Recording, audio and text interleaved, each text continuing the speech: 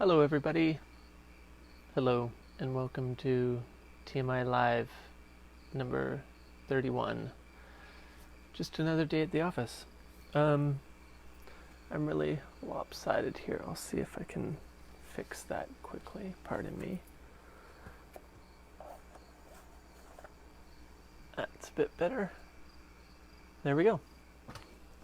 I'm calling this just another day at the office because I don't really have much of a plan.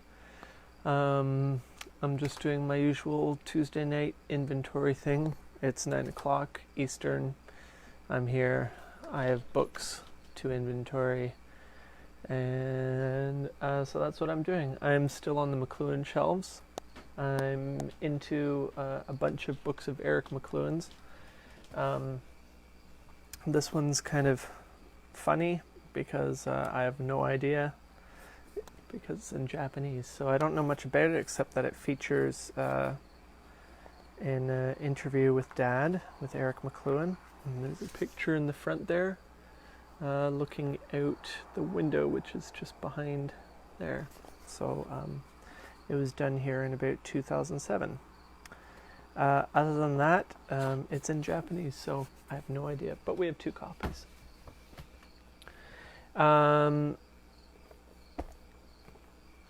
Up next is this series of 3 books. These are 3 of a planned series of 5 books called The Human Equation Toolkit.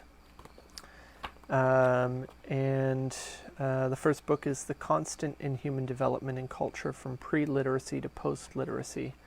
This was a project Dad did with a few people, mainly developed between himself and Wayne Constantino, who was a professional mime who trained in Paris at the Marcel Marceau School, if not with Mr. Marceau. And as Dad told me, this is understanding media as told through the body. Possibly also laws of media. It's a strange little thing that I have not yet given the attention it deserves, because it is a serious work. There are 3 books so far. Books 4 and 5 were in development at the time Dad died last year. And I'm not sure exactly what's happening with it because I've tried to get a hold of people and haven't managed to yet. So hopefully books 4 and 5 will come out and it will be a complete set. And hopefully by then I'll have had time to go through it because it looks like a fascinating thing. It talks about the different expressions of human inventions, which are apparently predictable, which is a very interesting concept.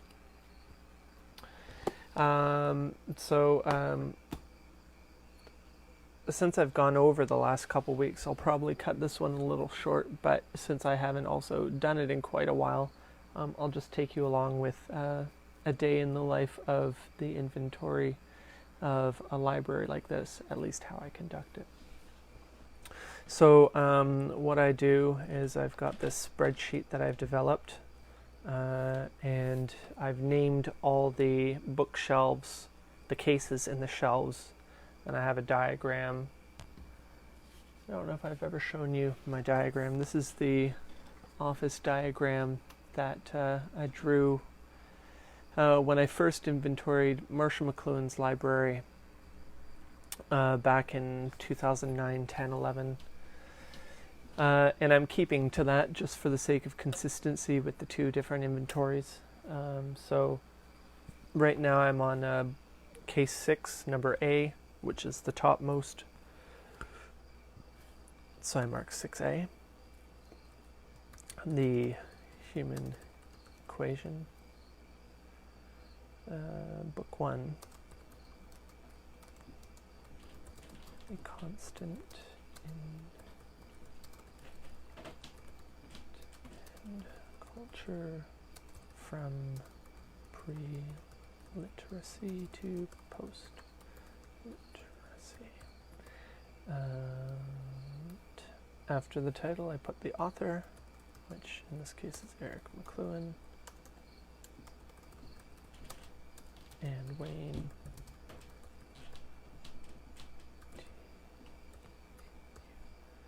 Wayne and my father were friends for many, many, many years. I have a lot of memories of Dad going over to Wayne's. I came with them many times. BPS books. This was privately published by Dad's former editor at Stoddard Publishing, who went out on his own and formed something called BPS Books. He continued to edit a lot of Dad's work. Is there no date? Yeah, 2010. And set up a service whereby he helped authors basically self-publish their books. As I see, there's a very, very, very short dedication here. I'll read it to you. This is the first of the 5 books. Dedication. Scholar and mime Wayne Constantino faced his imminent death with grace and fortitude in the summer of 2006, with a small team of supporters gathered around him. Many were close friends and many years, past collaborators in his varied adventures. Dennis and Diane Hayes provided the central care and comfort that made it possible for Wayne to stay out of hospital in his last months. Others brought cameras or computers to help bring his life's work to fruition in the form of this series of small books and other media.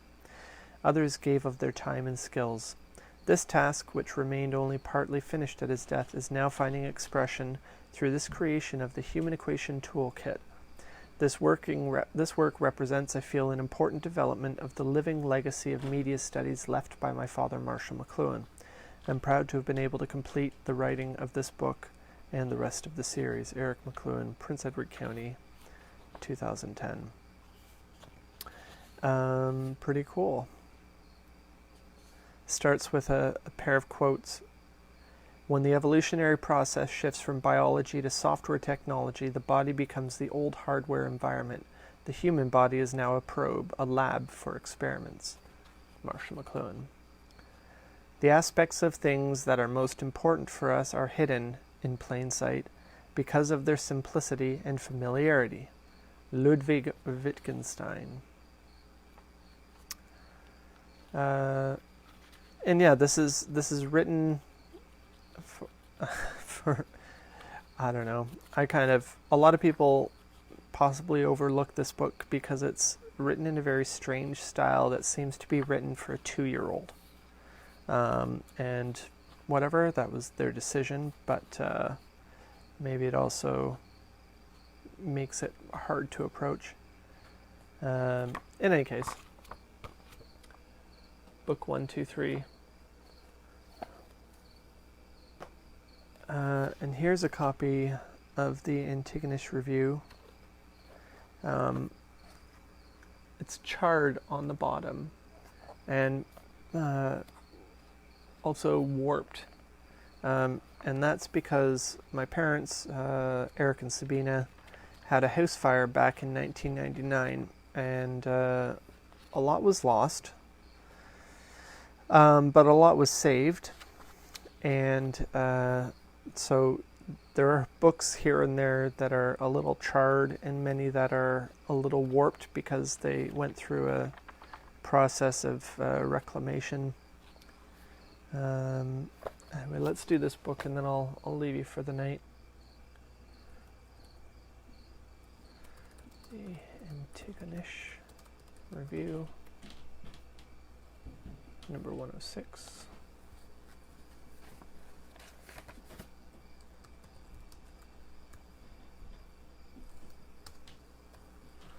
I don't know if anybody out there is familiar with the Antigonish review. It's from the East Coast. George Sanderson, editor.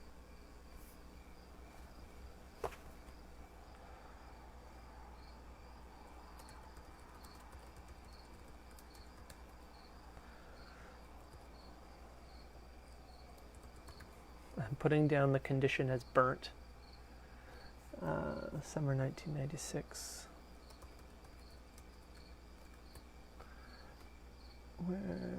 Francis Xavier University, I think. Saint FX, they call it.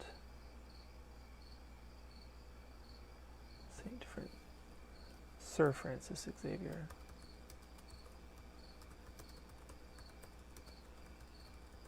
Nova Scotia. And this contains a work by Dad, Joyce and McLuhan. Marshall McLuhan was not at all reticent about the debt he owed to James Joyce, and frequently uttered and published such statements as this, quote, "Nobody could pretend serious interest in my work who is not completely familiar with all of the works of James Joyce and the French symbolists," end quote.